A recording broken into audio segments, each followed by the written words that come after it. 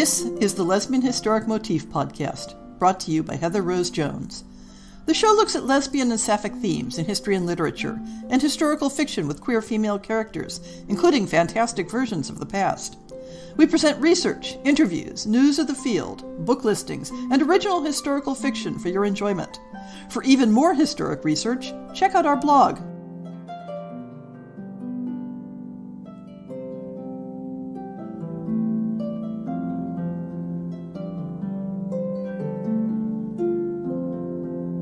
Welcome to On the Shelf for October 2023. Looks like I've gotten out of my blogging slump thanks to doing preparation for last month's Gothic podcast. I didn't manage to get my hands on everything that looked promisingly Gothic, and some of what I read wasn't particularly useful for me. But as my costumer friends say, done is beautiful, and I got that episode done. The publications I blogged for it were Paulina Palmer's promisingly titled Lesbian Gothic Transgressive Fictions, which focused in part on contemporary lesbian Gothic novels, though contemporary was as of the 1999 date of publication. Christopher Yanitsaros' article, I'm Scared to Death She'll Kill Me, Devoted Ladies, Feminine Monstrosity, and the Lesbian Gothic Romance, in the Irish Journal of Gothic and Horror Studies, which I have to confess was not particularly pertinent to my purpose. Sarah Parker's article, The Darkness in the Closet in Which Your Lover Roosts Her Heart, Lesbians' Desire and the Gothic Genre, in Journal of International Women's Studies, which focused on two specific 20th century titles, and the Gothic chapter in the Cambridge History of Gay and Lesbian Literature, from which I'm now blogging all the other chapters. I'm not exactly on a regular blog schedule, but as you can tell from that list, I'm managing an average of more than an article per week, so let's try to continue that. My returning energy also drove me to return to the UC Berkeley Library for the first time since COVID, to renew my alumni library card, and pull a dozen or so articles from my priority list. Another place I got a lead on a paper is the relatively new social media site Blue Sky, which I've recently got an invitation to. Since I'm still settling into the rhythms of Mastodon, I'd had some qualms about branching out into yet another venue, particularly one that has the same potential as Twitter to have a greedy and irrational CEO pull the rug out from under everyone. But the chatter suggested that Blue Sky was where much of my previous book and research-related social media community was reconstructing itself. And I have to say that in terms of sharing information and making chance connections, it's already proving to be a more Twitter-like experience than Mastodon. That is, of course, part of the point. Mastodon isn't intended to be like Twitter as a deliberate strategy. But there are aspects I miss that Blue Sky is promising to give me again. For what it's worth, I haven't actually deleted my Twitter accounts, but mostly I'm just posting project promotional tweets there for those who still follow me. There's an interesting online event coming up fast, but those who listen to the podcast promptly have time to look into it. This is a weekend online conference about Ann Lister. The Ann Lister Research Summit has presentations in a variety of formats covering a range from scholarly research to pop culture reception. It's being held in 2 all-day sessions on October 14th and 15th, in a time frame that is a reasonable compromise for folks in the Western Hemisphere. Here in California, the sessions run from 5:30 a.m. to mid-afternoon, while in Europe the hours are more from midday to evening. Registration is free, but you must register online to attend the Zoom sessions. See the show notes for a link. I wasn't organized enough to have any interviews this month, though I have several leads in progress, including some very interesting non-book projects. And there are no new book purchases to tell you about this month either. Sometimes it's feast, sometimes it's famine. This is your regular reminder that we'll be running a fiction series again next year, with submissions open in January. By now, I assume you know the drill. Tell all your author friends, polish up your own stories, and read the submission guidelines on the website to make sure your work has the best chance. Those who pay attention to the calendar might have noticed that we should have had a fiction episode last week, as September had 5 Saturdays.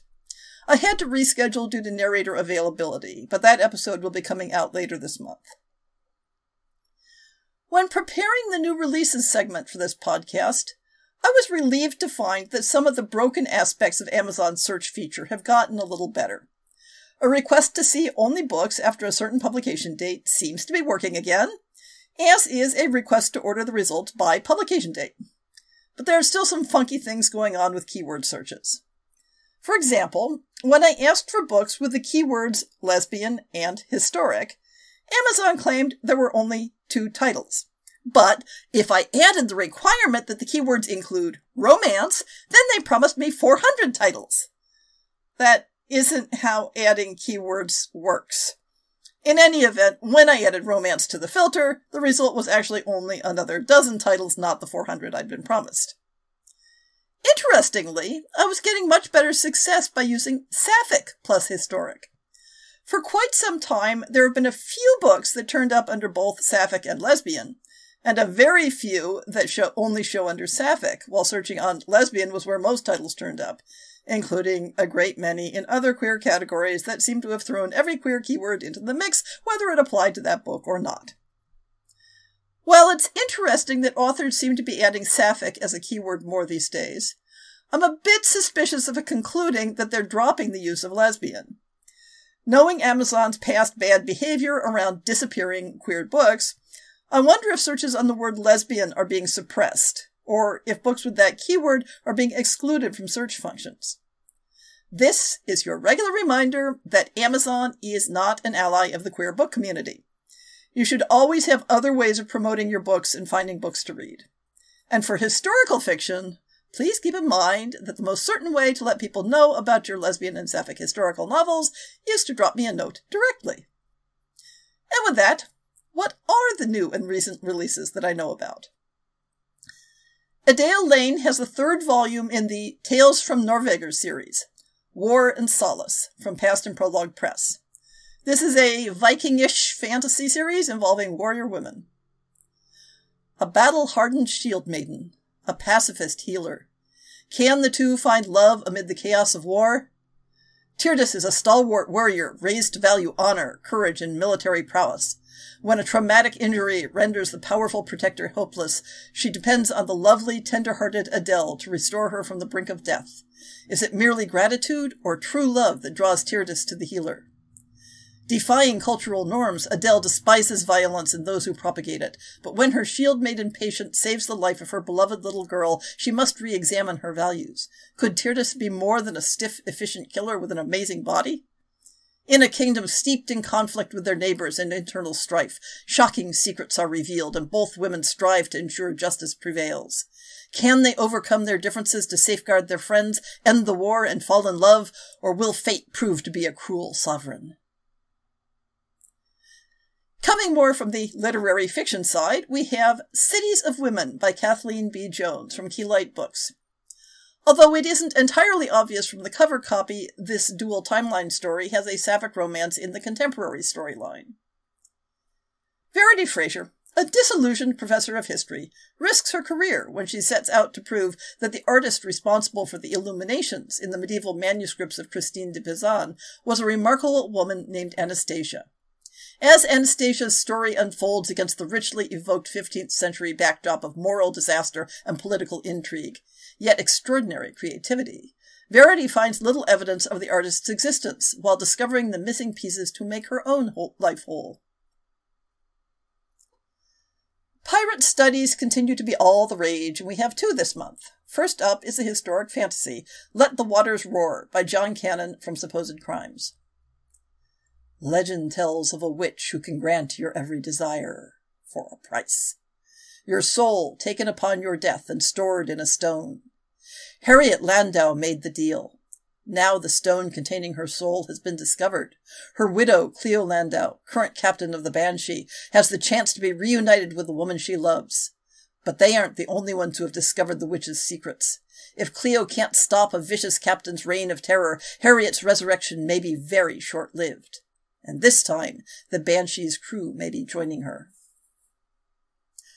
And, just to confuse matters, the second pirate-themed book from Carolyn Elizabeth from Bella Books also involves women pirates in a ship named the Banshee, the Heart of the Banshee. It doesn't look like this series has a series title yet, but the previous book was The Raven and the Banshee. In an effort to put her vengeful past behind her, Captain Brianna Kelly charts a new course with the help of the Banshee's newest officer, Julia Farrow.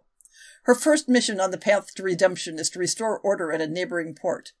Julia's new fighting skills are put to the test when they go up against the deadly ferryman and her cutthroat Captain Isaac Shaw. She more than holds her own, both with and without a blade, and Branna is torn between supporting and protecting her. Even during occasions of relative safety, Branna and Julia discover the greatest peril may not be to their lives, but to their love. When faces from Branna's past come back to haunt them, and Julia seeks moments of peace in another's company, suspicion and mistrust become a blade to the heart. After delving into the Gothic genre, Marianne Ratcliffe now has a Regency romance for us. A Lady to Treasure, from Bellows Press. The plot is a bit reminiscent of classic Victorian-era American heiress goes to England plots, as in Edith Wharton's novel The Buccaneers. But this time, the twist is that the heiress is looking for a husband with money rather than a title. Louisa Silverton is the daughter of a wealthy American businessman, brought up to believe a healthy profit is the only route to happiness. With the family company over-leveraged and in need of capital injection, she travels to England to find a rich husband. The Honourable Miss Sarah Davenport has no time for romance. The family estate of Kennelborough is mired in debt, and only she can save it. Unconventional and outspoken, Sarah is dismayed that somebody as intelligent and attractive as Louisa is willing to sacrifice herself for financial gain. As Louisa pursues her campaign, Sarah realizes her objections to the project run deeper than mere principles. At the same time, Louisa finds herself captivated by Sarah's independent spirit. Yet to indulge their unexpected passion would surely mean the ruin of both their families. Bound by duty, will they ever be free to follow their hearts? Mary Shelley lived such a complex and varied life that it's no wonder that she gets fictionalized regularly. In Mary and the Birth of Frankenstein by Anne Echoed from Harper Via, a friendship for youth is portrayed as a romance. Switzerland, 1816. A volcanic eruption in Indonesia envelops the whole Europe in ash and cloud. Amid this year without a summer, 18-year-old Mary Shelley and her lover Percy Bysshe Shelley arrive at Lake Geneva to visit Lord Byron and his companion John Polidori. Anguished by the recent loss of her child, Mary spends her days in strife, but come nightfall the friends while away rainy wine-soaked evenings gathered around the fireplace exchanging stories. One famous evening, Byron issues a challenge to write the best ghost story. Contemplating what to write, Mary recalls another summer, when she was 14.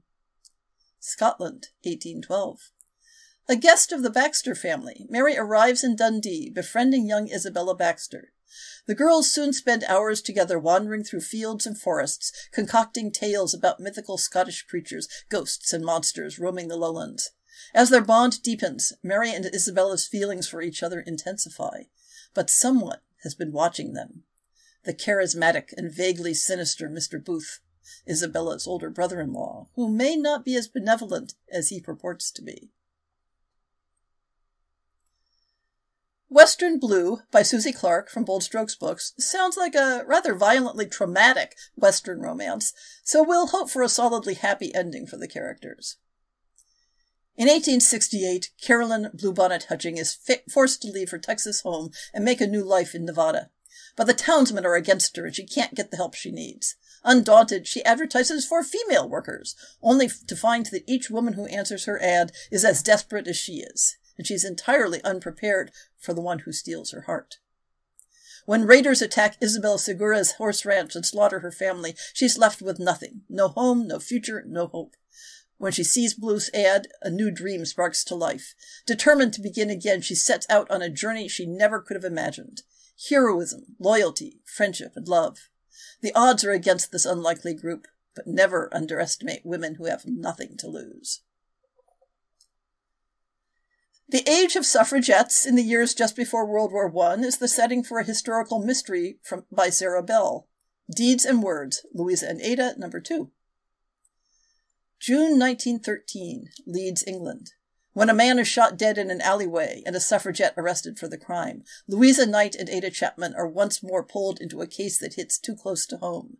It's not long before they're mired in both the investigation and their local branch of the WSPU. Among the suffragettes, they'll find dedicated women fighting to secure the vote through whatever means necessary. But also missing money, blackmail threats, and an unexpected familial connection. As questions arise and doubts surface, they not only have to face a difficult investigation, but a reckoning with their part in the suffrage movement. Lovesick Blossoms by Julia Watts from Three Rooms Press tackles romance within a beard marriage of convenience in a 50s college town between two queer people. The cover copy took a little untangling in my head because the woman in the fake marriage is named Samuel and the man has a non-gendered nickname.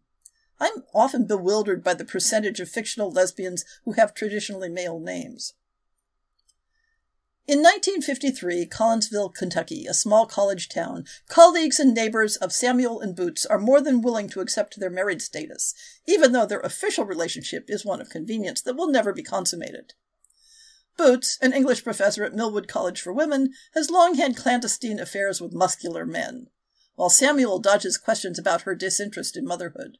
But when Samuel meets a new professor's wife, Frances, at a faculty party, she soon falls in love and learns the difficulty of discretion in a town that doesn't accept the idea of two women sleeping together. In the Other Books of Interest category, we'll start with Mennywood, The Light of the World No. 2 by Nicola Griffith from MCD. This title falls in the Other Interest because the queer content in the prior book, Hild, was fairly minimal, and I don't know how much there may be in this volume. Hild is no longer the bright child who made a place in Edwin Overking's court with her seemingly supernatural insight. She is 18, honed and tested, the formidable Lady of Elmet, now building her personal stronghold in the valley of Mennywood. But Edwin needs his most trusted advisor. Old alliances are fraying. Younger rivals are snapping at his heels. War is brewing. Bitter war. Winter war. Not knowing who to trust, he becomes volatile and unpredictable. Hild begins to understand the true extent of the chaos ahead, and now she must navigate the turbulence and fight to protect both the kingdom and her own people. Hild will face the losses and devastation of total war, and then she must find a new strength, the implacable determination to forge a radically different path for herself and her people. In the valley, her last redoubt, her community slowly takes root. She trains herself and her unexpected allies in new ways of thinking as she prepares for one last wager, risking all on a single throw for a better future. Unsettled by Patricia Rice from Sibylline Press gets the Other Books of Interest nod because despite showing up in a keyword search for lesbian, the cover copy is extremely coy about whether there are queer elements. As usual, if you've read the book and can give me feedback on that point, I'd love to calibrate how well my book gaydar is doing. As Van Reinhardt clears out her dead father's belongings, she comes across hints of an unsettling family history, along with a request penned by her father prior to his death that sends her on a genealogical quest. Examining a 1900 family portrait of her German immigrant ancestors, Van's curiosity grows about one of the children portrayed there. In the 1870s, Kate is a German immigrant newly arrived in America with only her brother as family. Life changes for Kate when she and her brother split. When she returns, armed with a secret, nothing is the same for her or her brother. Together they try to forge a life working for farmers in southwestern Iowa, and, at Kate's urging, her brother takes the farmer's daughter as his wife. And as that family grows, Kate becomes Tante Kate, isolated and separate from the rest of the family. Almost a servant, not even appearing in the family portrait. Van revisits the town and the farm of her ancestors to discover calamitous events in probate records, farm auction lists, asylum records, and lurid obituaries hinting at a history far more complex and tumultuous than she had expected. But the mystery remains until she chances on a small book sized for a pocket, Tante Kate's secret diary that provides the missing piece. The queer elements in Gin, Turpentine, Pennyroyal, Rue by Christine Higdon from ECW Press are explicitly noted in the cover copy, but appear to be relatively marginal to the story, which has a male protagonist.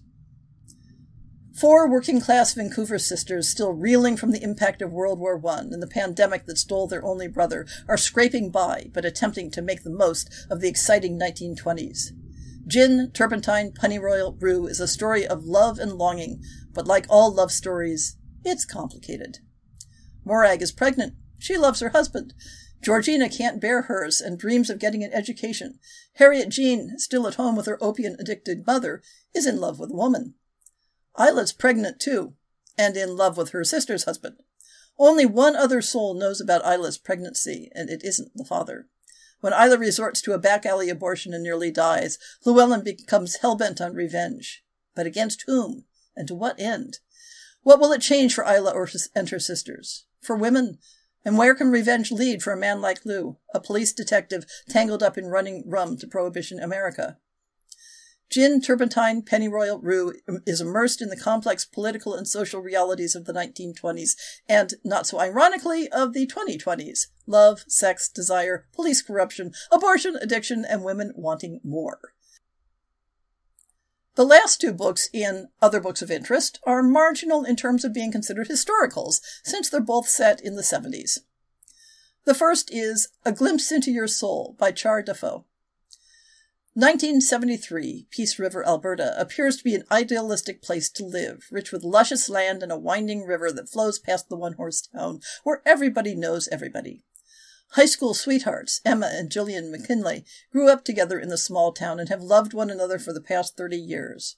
Living out on the prairies, surrounded by nature and away from civilization, Emma and Gillian have had the freedom to live their true, authentic relationship in peace. When a dark secret from Gillian's past suddenly returns, threatening her marriage and upsetting the peace, Gillian takes it upon herself to tell her wife what really happened to her all those years ago. Emma McKinley had always been a woman of action over words. Having lived her whole life in the solitude of her horses and her land, drama and danger never coalesced with her cowgirl lifestyle. When Emma discovers Gillian's secret, the only thing on the cowgirl's mind is exacting revenge for her wife, using the skills she has honed all her life. Aim, shoot, leaving no trail behind. And finally, we have Songs of Erie by Asha Ashanti Bromfield from Wednesday Books. It's 1976, and Jamaica is on fire. The country is on the eve of important elections, and the warring political parties have made the divisions between the poor and the wealthy even wider. And Erie and Jilly come from very different backgrounds. Erie is from the heart of Kingston, where fighting in the streets is common. Jilly is from the hills, where mansions nestled within lush gardens remain safe behind gates. But the two bond through a shared love of reggae music, spending time together at Erie's father's record store, listening to so-called rebel music that opens Jilly's mind to a sound and a way of thinking she's never heard before. As tensions build in the streets, so do tensions between the two girls. A budding romance between them complicates things further as the push and pull between their lives becomes impossible to bear. For Erie, fighting, with her words and her voice, is her only option. Blood is shed on the streets in front of her every day. She has no choice. But Jilly can always choose to escape. Can their bond survive this impossible divide? So what have I been consuming in the last month? I finished up Meredith Rose's Sapphic Sherlock Holmes adaptation, A Study in Garnet. This one gets a strong recommendation from me. It's very well written and tightly plotted. Meredith gets inside the psychology of her characters and explores the dynamics between two damaged personalities. This first volume in the series has a lot of delicious pining, but no overt romance yet. T. Kingfisher is usually an instant buy for me, and her new fairy tale fantasy, Thornhedge, got read in one sitting. The basic story is Sleeping Beauty, but the take on it is pure Kingfisher, with an unexpected and eccentric protagonist and a semi-romantic adventure that ends up exactly where you hope it will go. I listened to 2 audiobooks this month. The Adventures of Amina al-Sarafi by Shannon Chakraborty is a cross between The 1001 Nights and Let's Get the Old Team Together for One Last Heist. A female pirate captain gets blackmailed into taking one last job and discovers that going back to sea is both more seductive and far more dangerous than she wants to deal with in later life. No significant queer content, though one character discovers trans leanings. The new K.J. Charles, A Nobleman's Guide to Seducing a Scoundrel, is a loose sequel to The Secret Lives of Country Gentlemen, set in the Regency era among the smugglers of Romney Marsh. It's a good, basic K.J. Charles male-male romance with complex and unique characters whose backstories drive them into self-destructive behavior while pursuing a mystery. But since they both come from a place of good-hearted sincerity, they sort it all out in the end. I hope you enjoyed as many good books this month as I did, and hopefully even more than I managed.